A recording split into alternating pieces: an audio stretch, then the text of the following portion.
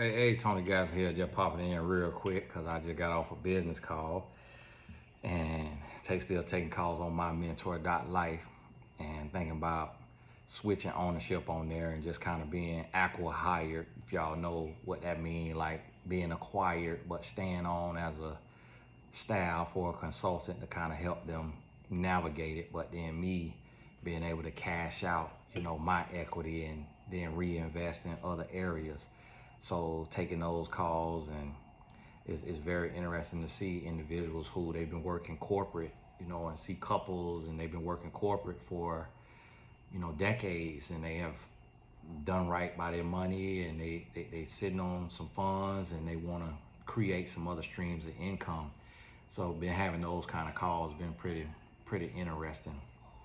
And but one thing I will say, I want to pop on here and talk to y'all because I've been noticing, y'all gotta forgive me, that's Tatum here in the playroom playing some kind of game and he having the absolute blast.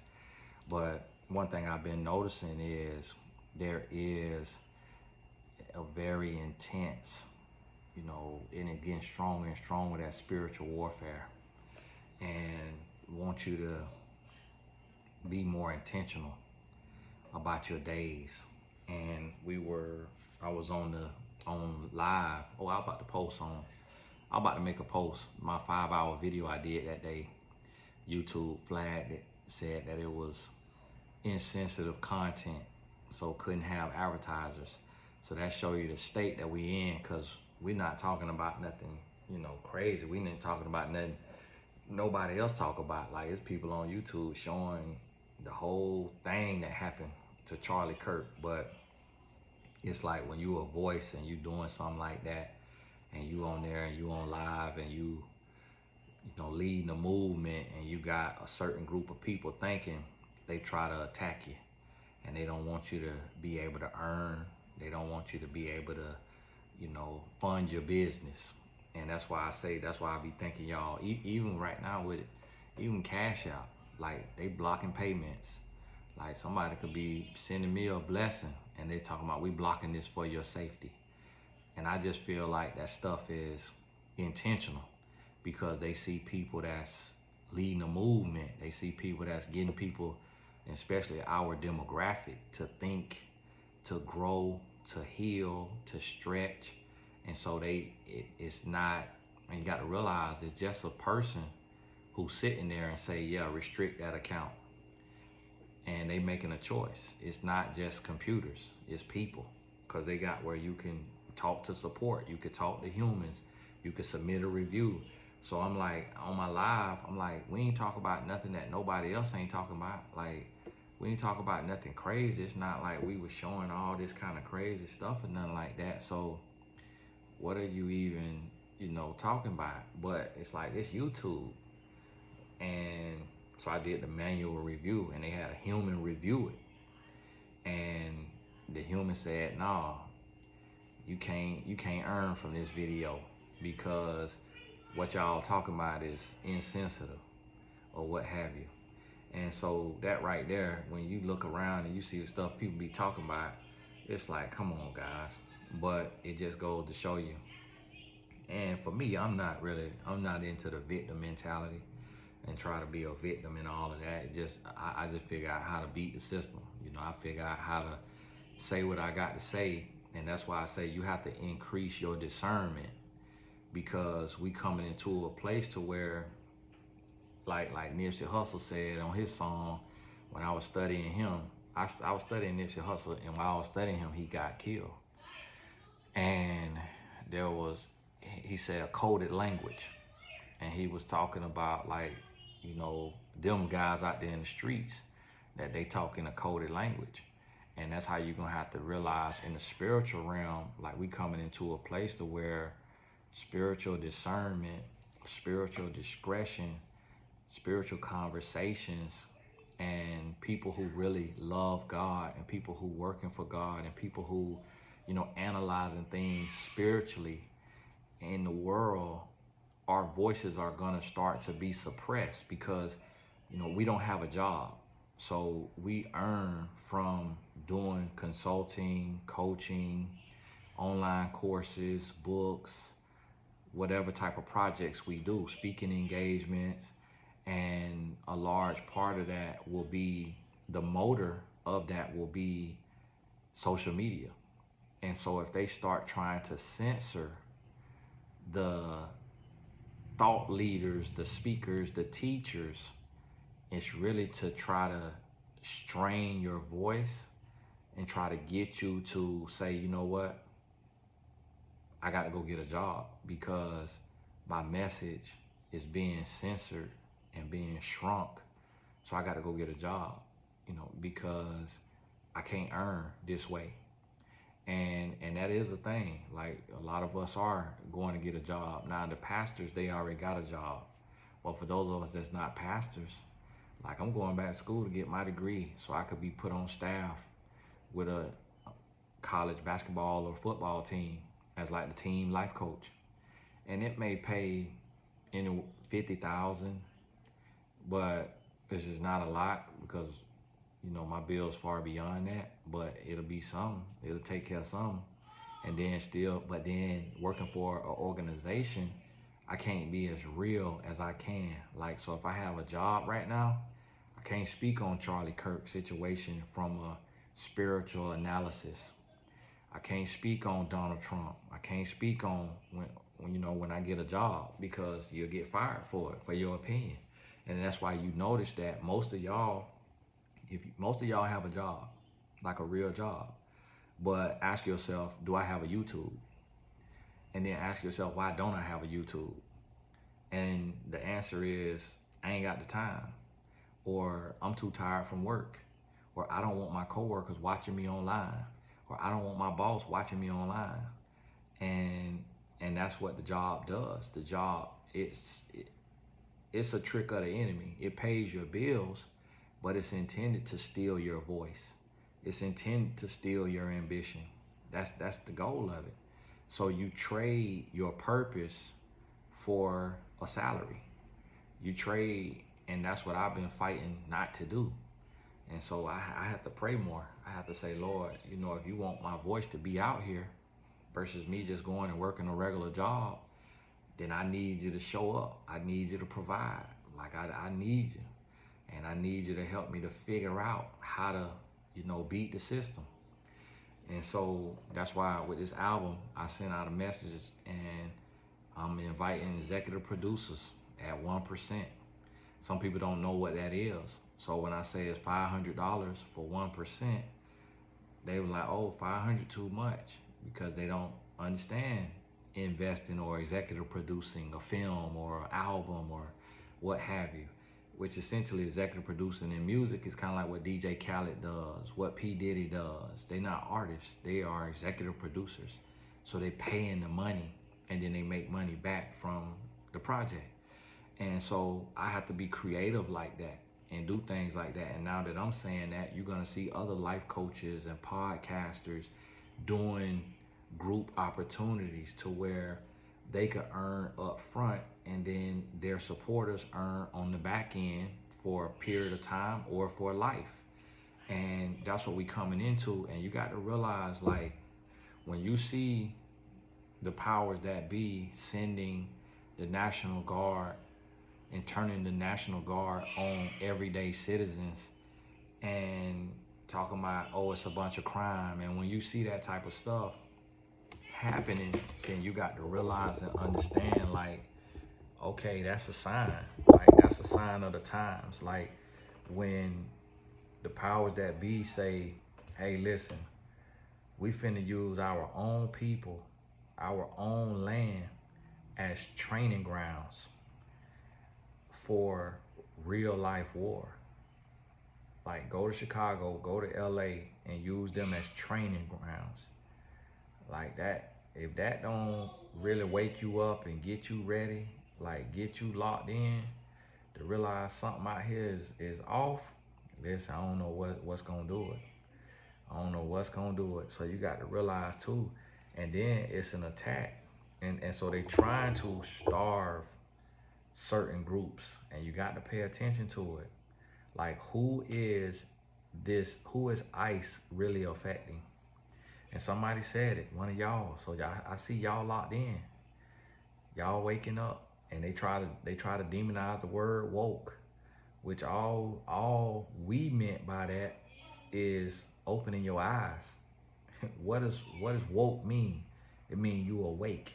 It means you open your eyes. That's all we meant by it. They tried to make it all this different stuff. It just means like open your eyes and see what's happening. So who is the deportations affecting? When we see the roundups, when we see the people being detained, none of those people have white skin. And it's a lot of people here from other countries, from different parts of Europe with white skin that don't have their paperwork right, but they not being rounded up like the brown people are, like the brown and black people. And then when they did away with DEI, who did they start firing? Although they say 60% of DEI is white women, that's not who got fired. That's not who got fired.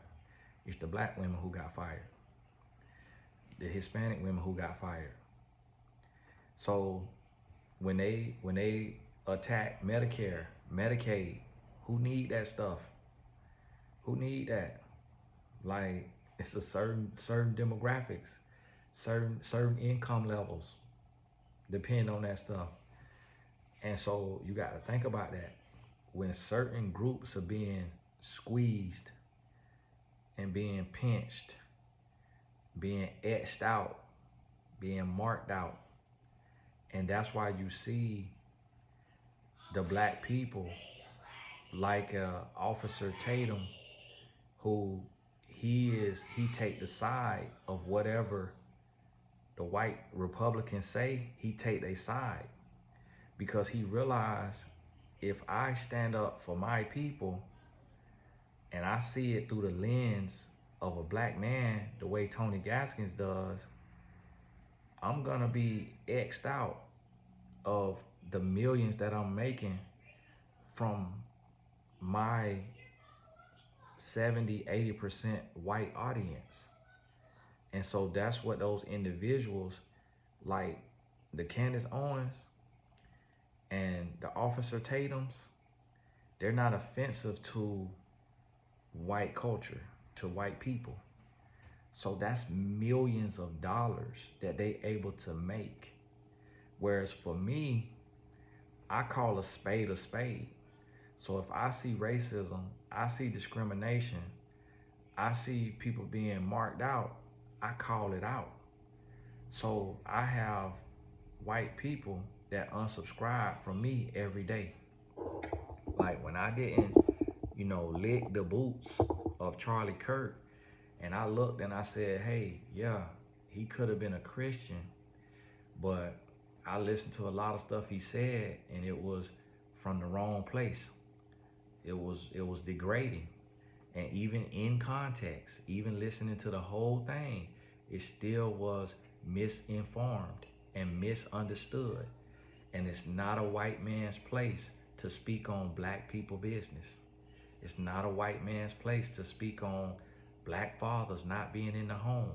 Because if you can't realize that your race is part of the reason, and that the degradation and the deterioration, and they talk about, oh, before the Civil Rights Act, it was this and it was that. It take time. That plan that's put in place to deteriorate the black race, it takes time. It's not something that they're gonna be able to do overnight. But that continuous buck breaking, and so they trying to look at it like, oh, it was this before the Civil Rights Act. It was this, black people was this, black people that, black people that. Yeah, the plan wasn't fully set in place.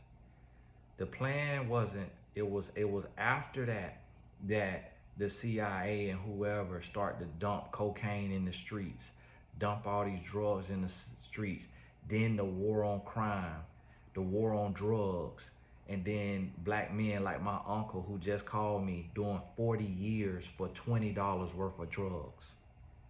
That's what happened. And that's what they're not talking about. And so that's why these men who are marginalized, these men who, as black men, we go to school If you go to a public school, your teacher does not educate you in public school. They pass you along. So if your mom didn't get an education, now you're not getting an education. If your mom has to work 2 or 3 jobs because your dad was caught with a speeding ticket, license was suspended because he didn't have the money was to pay, kept driving without a license to go to work, then he gets arrested, then he get in trouble. Now somebody come to him and say, hey man, you're gonna have to make a little money on the side running these numbers or selling these drugs because you can't even drive to work no more. Your license suspended. You done already went and did 30 days in jail for a suspended license. So now he starts selling little dime bags. The next thing you know, boom, he get caught. He go to trial. Boom, they give him 40 years. They give him 20 years. They give him 30 years. Nobody telling that story. I live that. I see that. I'm right beside that. I got people who, man, it's people who done come. I seen a white boy kill 2 people, which would have been a manslaughter. He got no jail time. No jail time. They gave him 1,000 community service hours. Killed 2 people. Driving and texting. Let that be a black man. He finna get 5-10 years. Negligence, manslaughter. Like, this is real. It ain't about the race card. It ain't about playing victim. It's just a reality. I got a friend doing 3 life sentences. Like, everybody I know now about them did a prison sentence because of the pinch that we was put in. No education, no opportunity. We put into these situations, and it's a trickle-down effect. It's like, it ain't like we was ever rich. It ain't like our families was rich and we squandered the money. It was pain begat pain. Poverty begat poverty. And so then when you say, oh, a black father not in the home, not even given the structure. I dated a girl who was on Section 8. And she said, Tony, you can't come over here because I'm on Section 8. You're not allowed to have a man in the house. And my neighbor is nosy. So if she see me have a man, she on Section 8, she gonna tell on me. That's why ain't no black fathers in the home a lot of the time. And then that turn into, now that becomes a ripple effect. So here it is, tens of thousands of people, because they undereducated, so then they go to work and they underpaid. So now they got to depend on the government, but the government tell them you can't have no man in the house. Not realizing that a man is undereducated and he go to work and he underpaid. So they won't even let the people who on Section 8 or welfare have a man. And when they asked Charlie Kirk about that, he said that. He said, because he said, yeah, part of it is we subsidize single parenthood or something like that. But he said it's so quick and fast, and he went on. It's like, no, that's all of it. That's everything.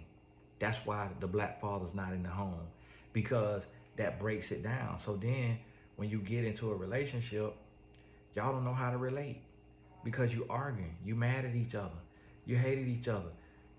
And so now y'all break up, and it might not have nothing to do with welfare, it might not have nothing to do with whatever, but it's because the relations was already severed. It was already between black man, black woman. It's already broke down. It's already tore up. So then boom, now nobody know how to relate. And so many black men, from they mama being on Section 8, they daddy couldn't be in the house. So now they daddy not in the house. So now when they go get you pregnant, they don't know how to be in the house because they never seen that. So a lot of black men are not in the house, not because they don't want to. It's because they scared to death. It's because we do what we see. The reason why we see white men be successful husbands is because they saw successful husbands. I know so many black guys who are millionaires and they're not married or they're not with their child's mother, and it's because their father was not in the house. And so if they didn't see a man who they know and love do it and do it the right way, they don't know how to do it. And they don't know how to articulate that they're really just scared to death. And they know how to love their kids, but they don't know how to love a woman because they never saw their mother be loved. And their mother couldn't be loved because she couldn't have a man in the house because she needed Section 8 or she needed whatever. And this is the stuff that's not being addressed. This is the stuff they keep talking about, oh, y'all making excuses, y'all making excuses. Like, yes, black Americans got a lot that we got to get right, but it's reasons. Everything affect everything. How do you think the greatest race, one of the greatest races on the face of this earth, that invented all this stuff, that did all of these different accolades and achievements and accomplishments, is in this place? It ain't because we chose to as black Americans. And then these people talking about, oh, you know, black people did, black people that, people come from Africa and do this, people come from the Caribbean and do this. Yes, none of those people who coming from the Caribbean was slaves in America. They don't have hate for America because America didn't do nothing to them. They was in the Caribbean. When you come from Africa to America, you're not living with hate for America because America didn't do nothing to you. But when you black and you in America, you feel hate for America. And when they say, oh, well, go back to Africa then. We never chose to come here. So how we gonna get back to Africa when we ain't bring ourselves here? Go back to Africa is for the Africans who came over here on their free will. For black Americans, we ain't come over here on our free will. So we don't know nothing about Africa. We never been to Africa. I done been to Africa as a speaker, but other than that, we ain't been to Africa. So we don't know where to go at. We don't know where to go live at. We was brought over here on boats and stripped of education, stripped of dignity, stripped of names, stripped of beliefs, stripped of everything, stripped of everything. And then we got back to the Lord and got back and found Christ and then started to develop that relationship with Christ. And then we was delivered by God. And now we climbing by our bootstraps. So it's guys like me who have earned millions of dollars and who have made it, but I can't look and say, hey, because I made it, y'all should make it. You know why I made it? Because I went to jail in the 9th grade. And then my AAU basketball coach told me about a private school. The private school costs, I think, $8,000 or $10,000 a year. The basketball coach got me in the school for $50 a month instead of $800 a month. My parents couldn't even pay the $50 a month. So they didn't even pay the $50 a month. When it was time for me to graduate, they was only supposed to pay $500 a year, $1,500. Somebody had to come in and pay that $1,500 for me to graduate. And at that school, I met white people. And one of the white people I met, one of the white guys that I met is in a billionaire family. And when I started pulling myself up by the bootstraps, he came to me when I was earning $20,000 a year, and he invested in my company. And by him investing in my company, I left my job, which was paying $20,000 a year. And when I needed money for bills, he gave me money. He gave me money. He loaned me money. So he loaned me up to $300,000 as I was building my business and building my brand. Then he went to his father, and his father came and loaned me $1.1 million. So I was able to build my business and build my brand without stress, without financial stress. That's what you call an outlier. And that's how they talk about the black guy who say he an entrepreneur and he do all of this. And they say, no, that black guy, daddy got money. He come from money. And then this other black guy, oh, he worked for this white man, and this white man put him on. And the white man made multi-millions and then built his brand, and the black guy built his brand under the white man. Then he branched off and got his own podcast, and now he make his own money. But the white man carried him to that point. That's what the book Outliers is about. It's about that little thing in people's story that helped them become an outlier, that helped them become different and bigger and better. And it's always be something. And for some men, it might be they woman worked the job so that all they could do is let them shoot YouTube videos. Like the boy, I Show Speed. He was with his mama. His mama told him, go get a job. I don't like you doing that. So he moved out from his mama. He moved to his daddy, and his daddy let him stream. The boy say he's streaming with 4 people, 40 people. Then it was 400. Then it was 4,000. Then it was 40,000. Now the man a multi-millionaire. The man, I seen the video. He's with his mama, and it looked like he resent his mama. Had an attitude because of how she did him at the beginning of his career. But his daddy let him be a bum. His daddy let him stream. And now he's a multi-millionaire. It takes something to get past that, get over that hump. So when you look at people like Candace Owens, and you look at people like Officer Tatum, it's white people that's carrying them. They got black followers, but that following of black people is so small that they will be broke if all they white followers stop watching their videos, stop buying their products. But the white people, they only support you when you speak their narrative. As soon as you speak up for yourself, and as soon as you look at life through your lens as a black American, if you've had struggle, or you know struggle, or you've been in struggle, my wife is Jamaican. Their mindset totally different than my mindset, because they Jamaican. I'm black American. So we see life totally different. And it's because her mom and dad came to America. They came to America. And when they come to America, they see black people as thugs. And it's black people that's robbing and doing crime. And so then you see white people being productive and being productive citizens. So you want to be more like the white, less like the black.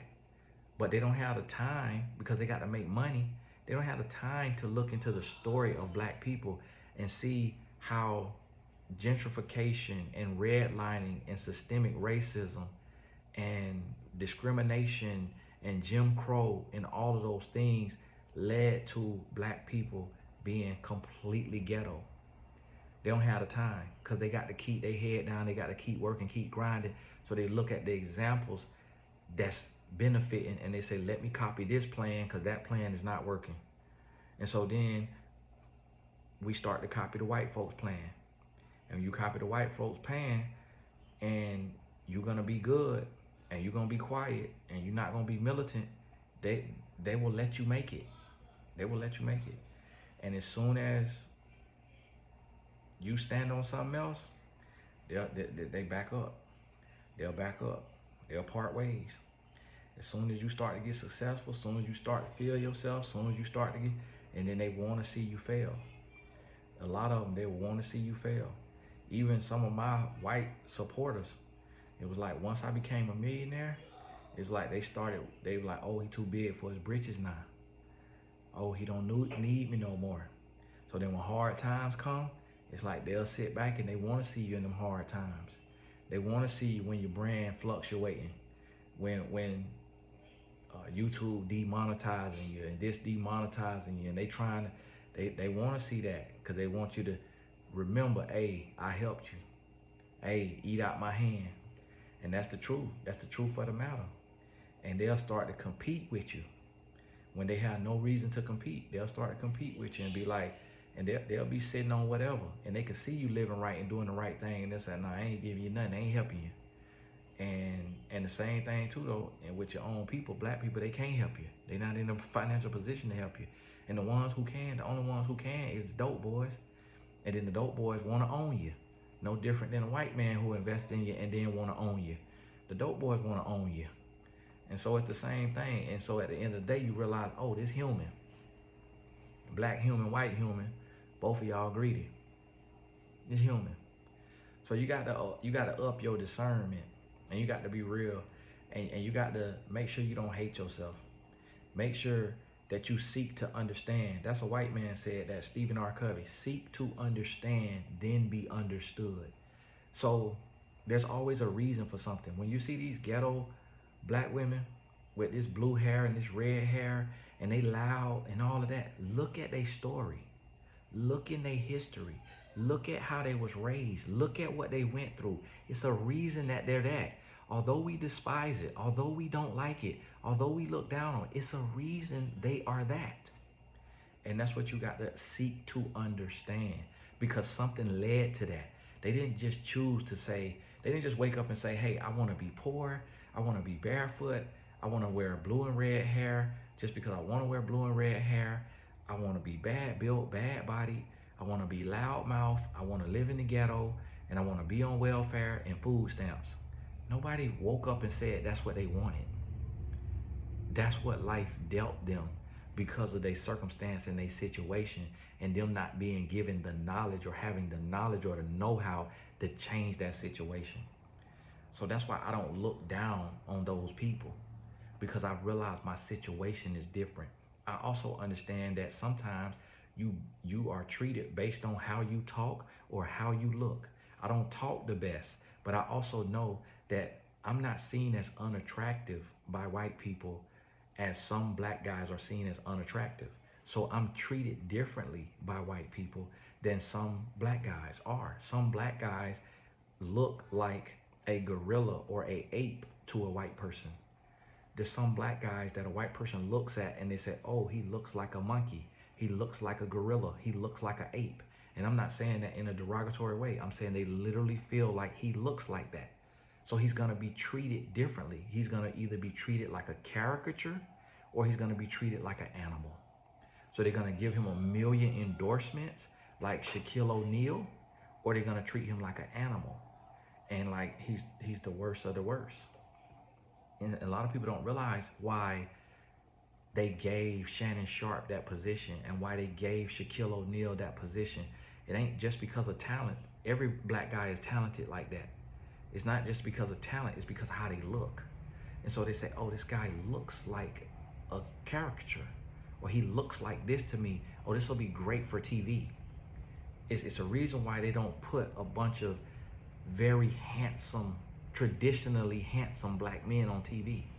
It's a reason why they put a black man who's gonna scream at the top of his lungs to make a point, like Stephen A. Smith, and have a hairline back here. It's a reason, because representation matters. It's like, that's why there's, when you look at black men commentators, there's only one Ryan Clark, who is like a traditionally normal looking guy, like full hairline, normal height, normal weight, normal voice tone, great articulation.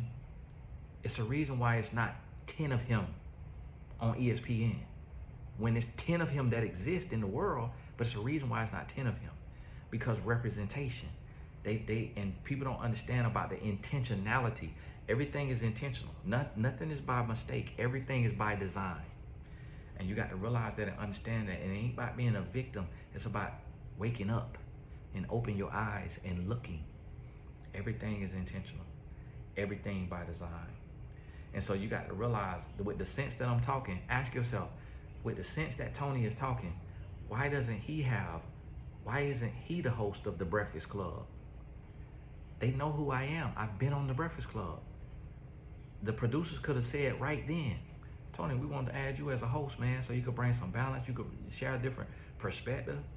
Why hasn't Tony been given a radio show in Atlanta, like Frank Ski, like Ricky Smiley, like Steve Harvey?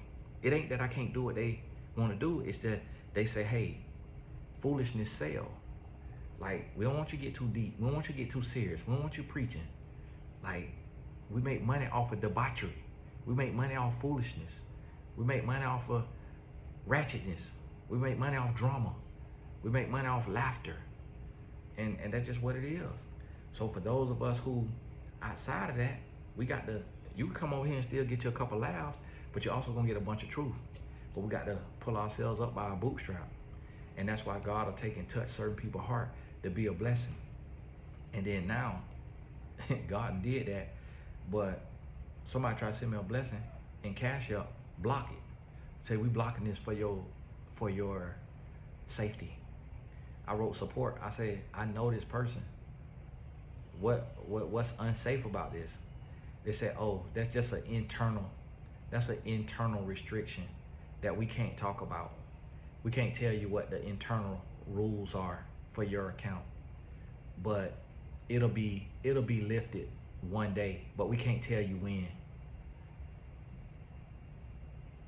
So they got that set in place, and they say we can't undo it manually. Yes, you can, because you hit a button to do it. It's software. If it was coded, it could be decoded. But they see what they doing. And the reason why, it probably because of scam artists got on there, and it could have been like Umar, and probably had a cash out receiving 1,000 payments, and then didn't go build that school. So then they say, oh, black men who receive donations are scammers because of Jay Morrison, because of Umar Johnson, because of whoever else. And so, oh yeah, we got to restrict this. But they could never say, if they black, we could restrict this. If they white, we could look at their account and make a judgment decision, and we could lift the restriction. So one lady, they blocked on Cash Out. She went to Venmo, and she said, oh, I remember I got you here on Venmo. Venmo didn't block it because nobody gonna go on Venmo. I said, look at God. I said, look at God. I said, that sister tried to send me, it was $40. So she see me out here, and she know like $40 is a lot of money. That's a big blessing, and when it's unasked for. But she said, I ain't finna let these people stop me. The Lord put this on my heart. I'm gonna send this blessing. And she went to Venmo and did it. One lady, Cash Out blocked her. She was sending $25 to my wife. She said, Tony, what's your Zelle? And I say, you know what?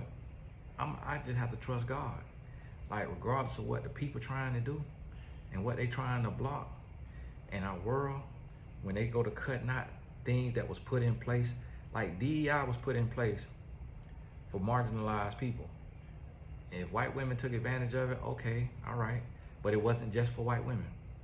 But even something that was put in place for marginalized people, you see who got the benefit from it the most. They say 60% of it is white women. So go figure. They still got the benefit from it the most. But yet people say you have no excuse. It's unfair. So if DEI is such a bad thing and we shouldn't have it, but yet white women benefited from it the most, how is that not unfair to black women? When something was created for people who was really, really marginalized, and black women didn't even get the benefit from it the most. But then if you bring that up, oh, now you're a victim and you making excuses. How am I making excuses when your same statistic shows that I'm not benefiting from this the most? So how am I making excuses? You see what I'm saying? It ain't about excuses, it's explanations. And that's what these folks out here don't understand. But I'm gonna tell you, one thing people are a slave to is the money. And see, me, I'm not a slave to the money. That's why my videos, it hurt the feelings of women, and women are my main audience. It hurt the feelings of women. I've been telling the truth. Since this Charlie Kirk thing, I've been telling the truth. My subscribers is in the negative. When one month I had a growth of 20,000 subscribers, my subscribers in the negative because I tell the truth. So I don't care about you unsubscribing from me. I don't care about that. I'm gonna tell the truth. I'm gonna speak my truth that the Lord put on my heart. I'm gonna speak that. I'm in the negative subscribers over the last 28 days. I'm negative 20. When normally it might be up 800, up 400, up thousands. I'm negative 20 because I'm telling the truth. And y'all could go back and watch my videos over the last 28 days and see what I was saying, and then you could guesstimate who I offended. You could listen to each video, and next time you listen to this video and say, who is this gonna offend? Oh, this gonna offend this group. This gonna offend that race. This gonna offend that gender. That's gonna offend this. Oh, okay, I see how Tony losing these subscribers. Oh, okay, yeah, his truth offensive to certain people. When you don't want somebody to have their own opinion, then their truth is offensive to you. Like, I don't agree with everything Candace Owens say, but I'm subscribed to her page. I don't agree with everything Officer Tatum say, but I'm subscribed to his page because they have a right to their opinion. And I got a right to my opinion. So I don't agree to it. Like, I DM Officer Tatum, he ignored it. And I know he got it because he went on Hardly Initiated. I said, brother, I want to come on your show and I want to talk to you about Donald Trump because you seem to love him, and I want to know why. I want to know, like, what do you see? Like, I genuinely want to understand, what is it about Donald Trump that you love so much? He ignored it because I think he deep down know that it might not be a strong enough argument for him to have. And I wasn't coming to debate or argue. I want to be educated. I reached out to Candace Owens. I said, hey, I want to sit down with you. Like, I want to learn about your upbringing and like what led you to choose a white husband and what led you to, you know, to be like, I don't know, like whatever you is a conservative. I'm a conservative too. Like, I don't believe in transgender stuff and gay marriage. I don't believe in none of that. But I don't believe in self-deprecation, and I don't believe in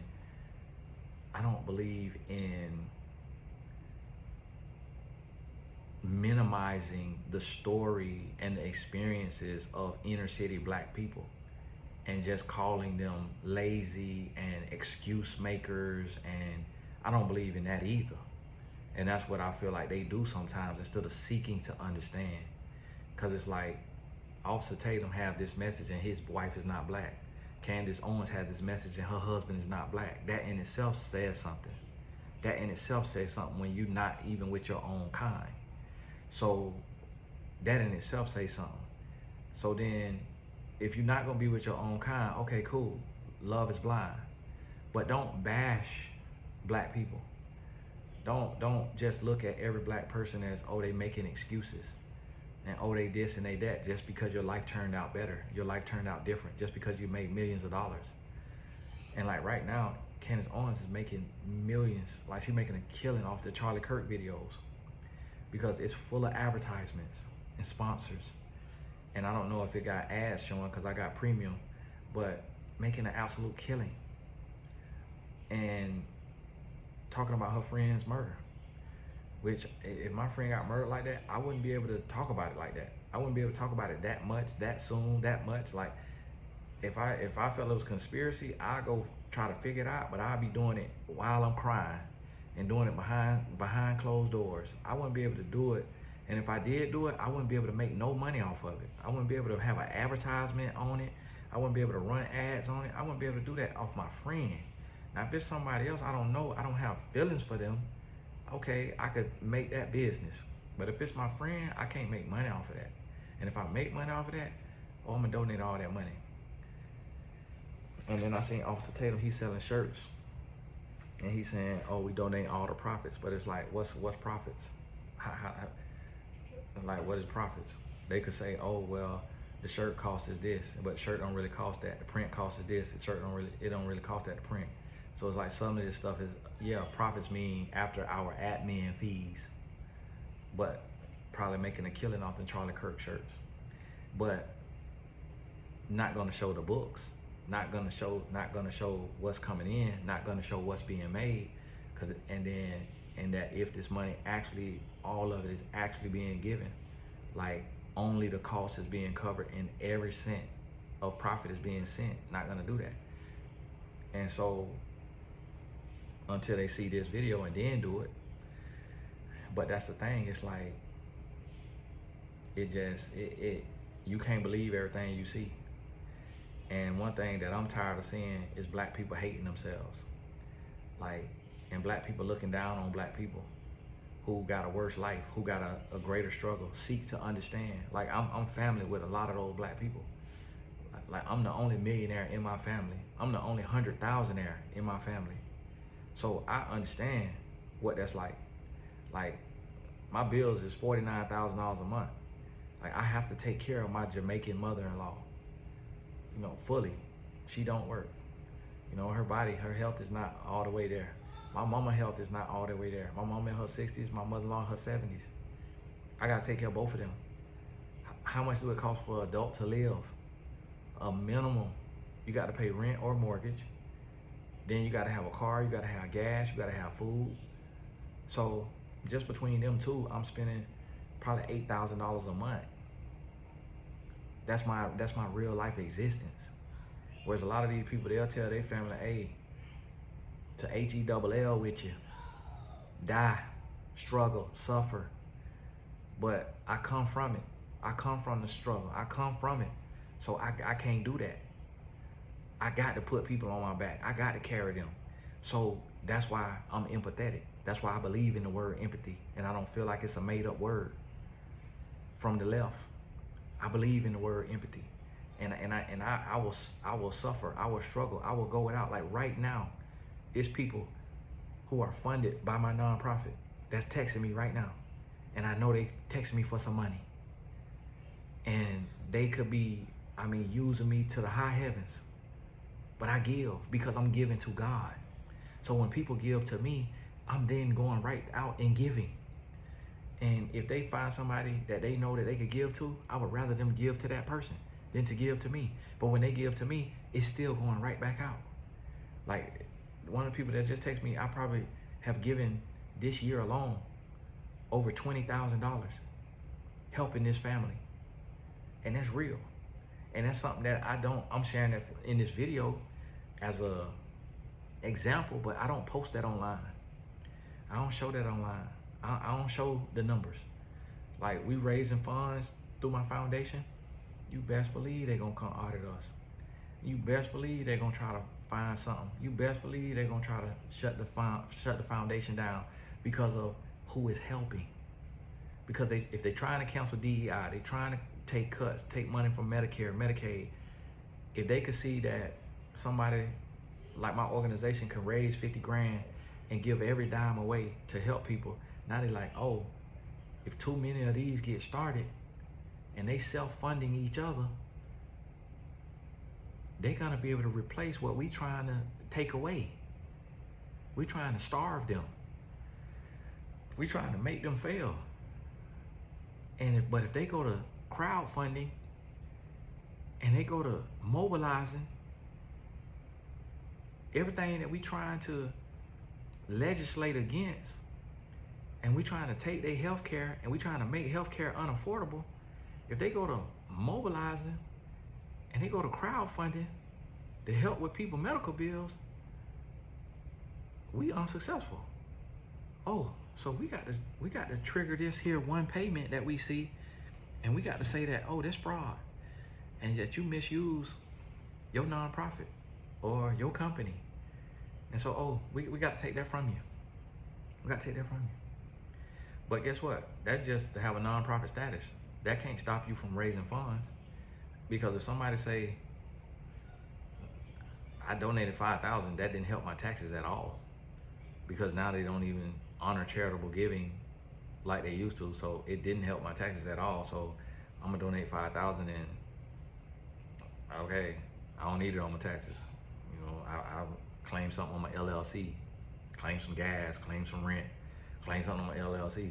And so it's like, that don't stop you from raising funds. It just stops you from having a 501c3. And so you got to realize you're gonna have to mobilize.